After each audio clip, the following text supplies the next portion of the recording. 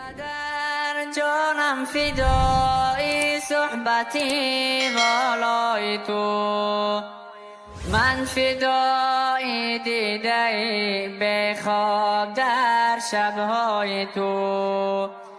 صبح صادق گردنی شیطان شکستنهای تو، دل فدای هر دو دست صبح و دم بالای تو.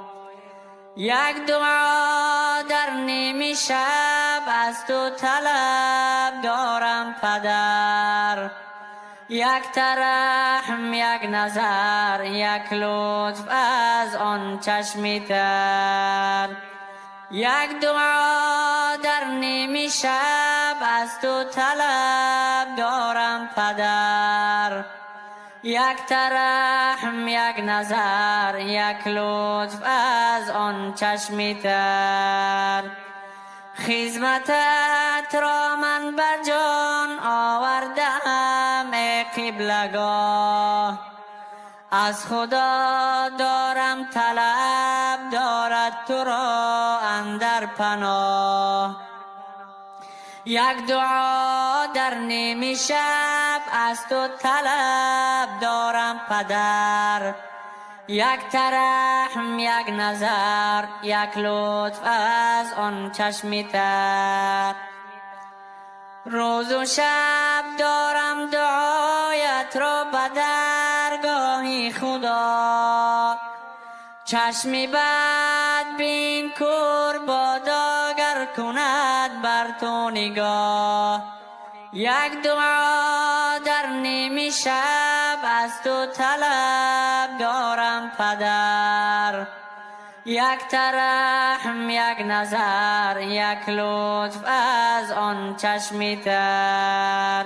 در غم و اندوه فرزندان شب و روز و سحر، چون کمون گشته قدی زیبای دل جوید پدر.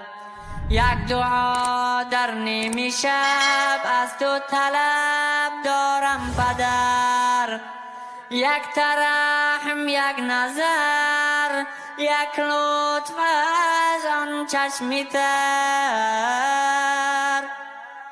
آنچه از تقصیر ما بگذشت یا والا گوهر، عذر میخواهم قبول فرمای عذر این پسر.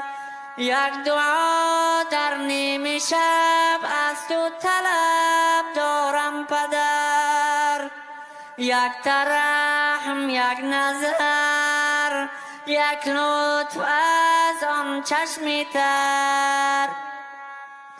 گرچه کم بودی زی دست این فقیر بسیار شد، لیک از کوتاهی این خدمت خودش بیزار شد. فکر زحمت های تو کرده دلش بیمار شد، من ندانم بهر چی او اینقدر بیار شد. یک دعا در نیمی شب از تو طلب دارم پدر، یک ترحم، یک نظر، یک لطف از آن چشمی تر. یک ترحم، یک نظر، یک لطف از آن چشمی تر.